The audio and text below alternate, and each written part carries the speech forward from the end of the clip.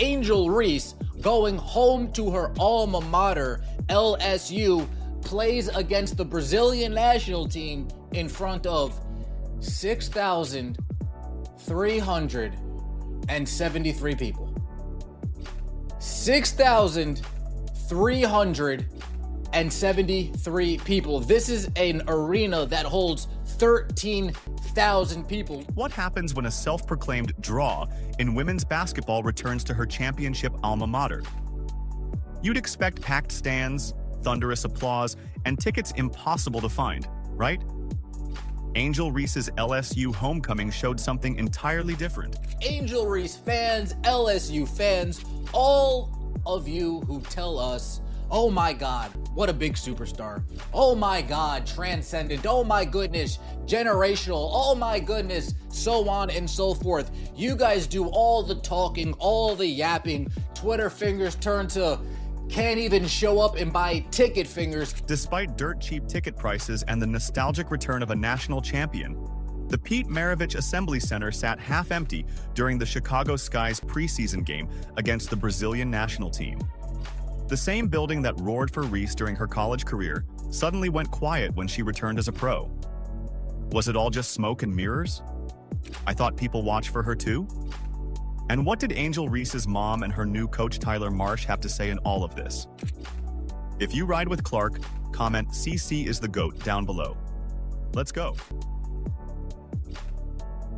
Yeah, we're gonna eat good this year. How about another McBrick? Bang! Your local McDonald's, you can order the Angel Reese special, you can get the combo meal, you get the bang, bang! Hey, get her a credit card, with the reward points, because she loves to travel! Bang! What happens when a national champion returns home? For most stars, it's a celebration complete with fanfare, packed stands, and enough energy to power a small city. For Angel Reese, it was something else entirely. Remember when Angel Reese boldly claimed she was the reason people watch women's basketball alongside Caitlin Clark? Those words echoed through sports media for weeks. Reese positioned herself as an equal draw, suggesting fans tune in just as much for her as they do for Clark. It was a big claim that set expectations high for her return to LSU. Angel Reese is now quoted as saying, I'll look back in 20 years and be like, yeah, the reason why we're watching women's basketball is not just because of one person. She refuses to say Caitlin Clark's name. It's because of me too, and I want you to realize that. The Chicago Sky scheduled a preseason matchup against the Brazilian national team at Reese's alma mater. The perfect homecoming story. This should have been a slam dunk for attendance. A national champion returning to the place where she made history? Yet the actual turnout told a different story. A lot of Angel Reese fans are not basketball fans, and they are proving it. They proved it last night without a shadow of a doubt. That was one of the most embarrassing things I've ever seen. The Pete Maravich Assembly Center holds over 13,000 fans when filled to capacity. During Reese's college days, those seats were regularly packed with purple and gold. But for her professional return, merely 6,000 people showed up. That's less than half the arena's capacity, leaving entire sections visibly empty. They did not even halfway fill that place up last night. So the narrative about people are watching for Me Too, people are showing up for Me Too, that narrative is, don't let anybody try to blow smoke up your ass. What makes this even more surprising were the ticket prices. Fans could get in the door for as little as $11 on some resale sites. $11. That's cheaper than most movie tickets these days. Even with such accessible pricing, thousands of seats remained unfilled. There was over 6,800 seats still available, and some people were saying, by the way, that literally there were some $15 tickets out there. Social media quickly noticed the attendance issue. Yo, it's empty in there, one user posted. Another pointed out, Angel Reese fans couldn't even sell out LSU's arena for her return, and tickets were dirt cheap. The cameras couldn't hide the truth as they panned across sections of vacant seats during the broadcast. This attendance failure raises serious questions about Reese's marketability. She's secured major endorsement deals and positioned herself as a basketball icon. yet couldn't fill her home arena at bargain prices. The gap between her perceived draw and the actual numbers is impossible to ignore. The empty seats directly contradict Reese's claim about being a major reason fans watch women's basketball. If that were true, wouldn't her homecoming be the hottest ticket in Baton Rouge?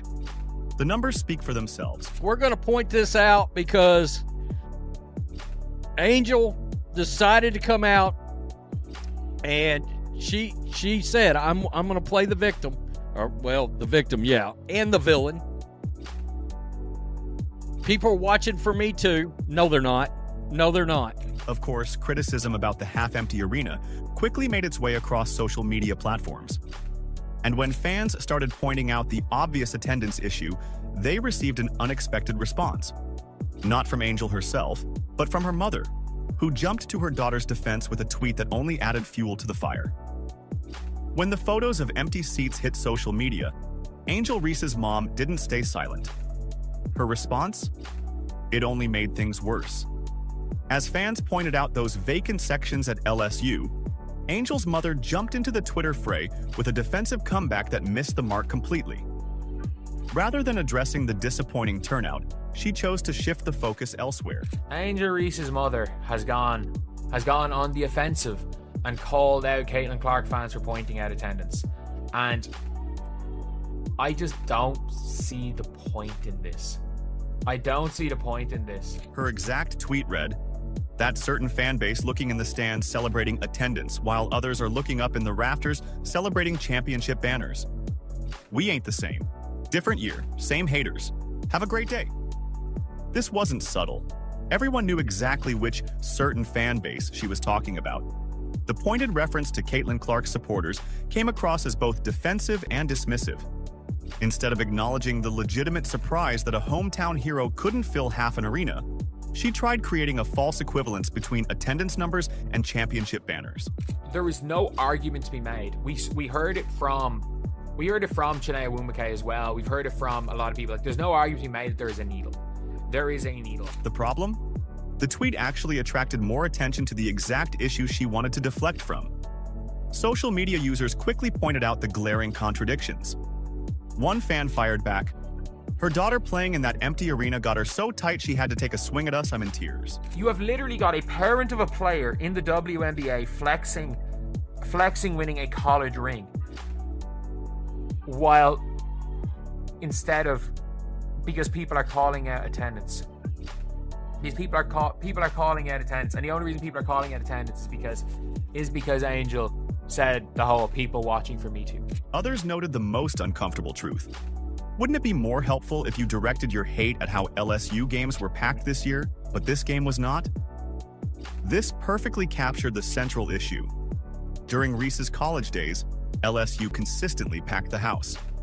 So why couldn't her WNBA return generate the same enthusiasm? But people have not shown up to watch her play basketball, and that is a fact. Like, people do not really show up to watch Angel Reese play basketball. And I do think that there's not that there's a reason for it, but I do think that can be that's something that you can mention when the "people are watching for me too" statement has come out of her mouth. The mother-daughter defensive stance backfired spectacularly. Instead of quieting critics, it amplified the conversation about Reese's actual drawing power. The championship banner argument held little water in the professional context. College achievements don't automatically translate to WNBA star power. What's more, the attempt to change the subject only highlighted the gap between perception and reality. If you need to remind people of past glory when current attendance is disappointing, you've already lost the argument. The Twitter defense served as a perfect microcosm of the larger issue at play. For all the talk about being a major draw in women's basketball, the empty seats told a different story. And no amount of deflection to championship banners could fill those vacant spots in the stands. The second you go to college, what you did in high school doesn't matter. The second you set foot in the pros, what you did in college does not matter. This attendance disappointment coincides with another challenge for Reese as she enters her second WNBA season. Her playing role in Chicago is about to undergo a significant change that could further complicate her road to stardom. Just as Angel Reese is struggling to fill seats, her new coach has a plan that might make it even harder for her to shine. Coincidence?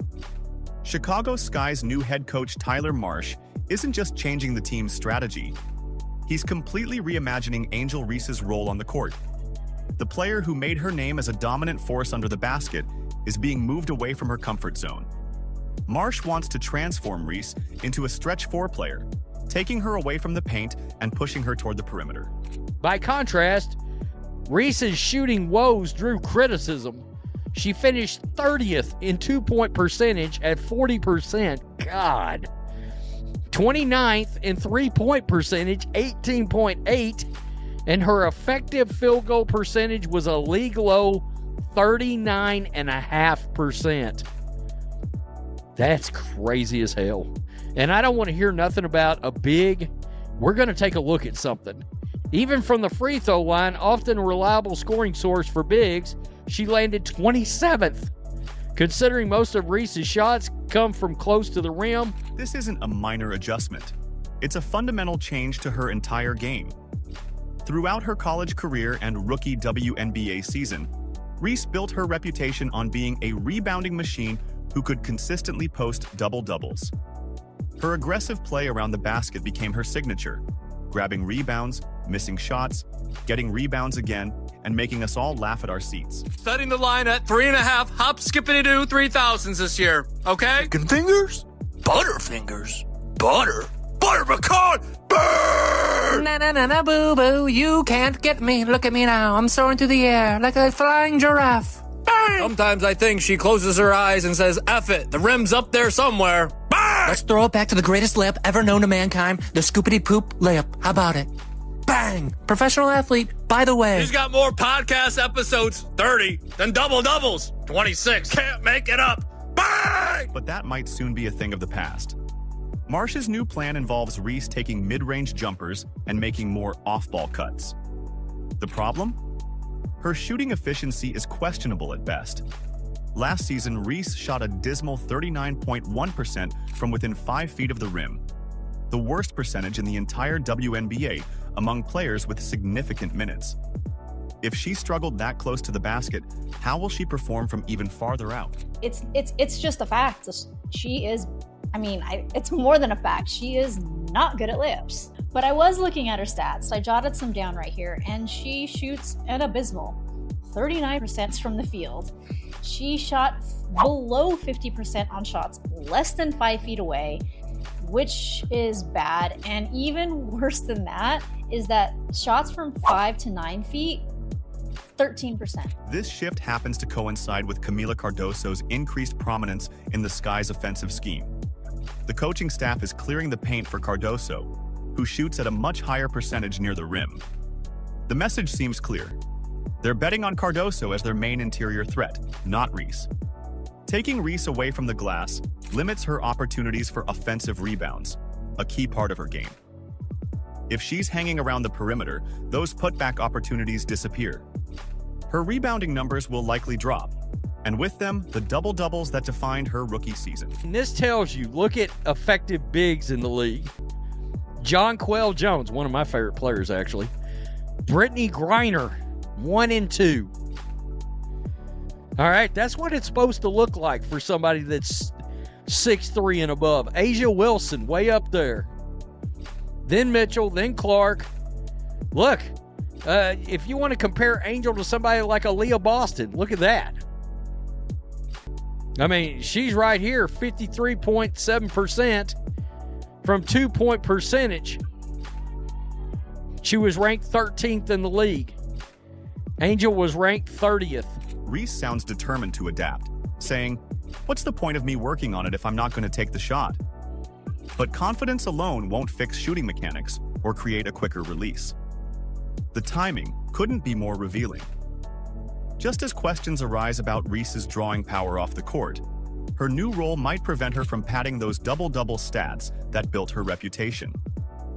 While Reese faces these challenges in Chicago, another rookie from her draft class is experiencing a completely different trajectory, both on and off the court. Caitlin Clark isn't just filling arenas, she's forcing teams to find bigger venues. While Angel Reese returned to half-empty stands, Caitlin Clark can't seem to find an arena big enough to hold her fans. The contrast between these two stars couldn't be more obvious than when examining their homecoming experiences. While Reese struggled to fill half of LSU's arena despite $11 tickets, Clark's return to Carver Hawkeye Arena with the Indiana Fever was a completely different story. Tickets for Clark's preseason game sold out in mere minutes after they went on sale. Not in days, not in hours, in minutes. Good luck finding affordable tickets for the Indiana Fever preseason game against Brazil at Carver Hawkeye Arena. Seats at the arena for the May 4th matchup between the Indiana Fever and Brazil were first offered to season ticket holders and a few top donors. Didn't take long for them to be gone. This wasn't some isolated incident either. Every game Clark plays becomes an instant hot ticket. Average ticket prices were above $400, making it the highest average ticket prices in any professional game, male or female. And this is just an exhibition match. People aren't just willing to see Clark play. They're willing to pay premium prices for the privilege. The TV networks have noticed too. Clark's games consistently draw record viewership numbers. Her WNBA debut pulled in 2.25 million viewers, making it the most watched WNBA game in decades. Social media explodes whenever she plays, with clips of her no-look passes and logo three-pointers racking up millions of views within hours. Caitlin Clark, in that, has become arguably the most influential basketball player in the world, both on the men's and the women's side. Her impact is so undeniable that other WNBA teams are literally changing venues to capitalize on her star power. Teams that normally play in 10,000-seat arenas are moving games to 18,000-seat NBA venues when the Fever come to town. Clark will literally play almost all her games in NBA-level arenas, with 41 out of 44 televised on national TV. The numbers don't lie when it comes to marketability either. Clark's jersey became the best-selling rookie jersey in WNBA history before she even played a single professional game. Her Indiana Fever jersey outsold every player in the league by a massive margin. I saw this thread on Twitter. I was shocked by it. I was pleasantly shocked and surprised. I thought it was so cool and so savage. What makes Clark's drawing power even more impressive is how she handles it. You don't hear her boasting about being the reason people watch women's basketball. She doesn't need to tell you she's a draw. The packed arenas and soaring TV ratings speak for themselves. Clark simply shows up, plays her game, and lets the results do the talking. The media can't ignore her impact either. Even outlets that traditionally gave minimal coverage to women's basketball now feature Clark prominently.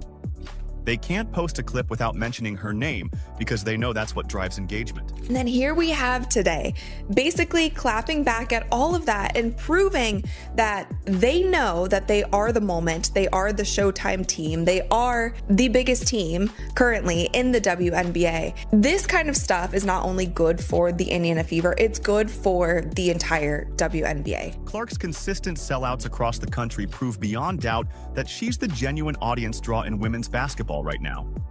She's not just filling seats, she's transforming the entire economic landscape of the WNBA. As both players move forward in their careers, the gap between perception and reality becomes increasingly clear. One struggles to fill her home arena while claiming to be a major draw. The other sells out every venue without saying a word about it. The numbers tell the real story here. Angel Reese claimed to be why people watch women's basketball, but when tested in her own backyard, she couldn't even fill half an arena with $11 tickets. Meanwhile, Clark packs houses nationwide without saying a word about her drawing power. As the Chicago Sky reshape Reese's role away from the paint, her double-double stat padding might become a thing of the past. Her league-worst shooting percentage from within 5 feet doesn't inspire confidence in her new perimeter role. The question remains, will Reese adapt her game and expectations, or keep claiming a spotlight that fans clearly aren't giving her? If you ride with Clark, comment "CC is the GOAT" down below. Like, subscribe, and turn on all notifications so you never miss out. Click the video on the screen, and we will see you in the next one.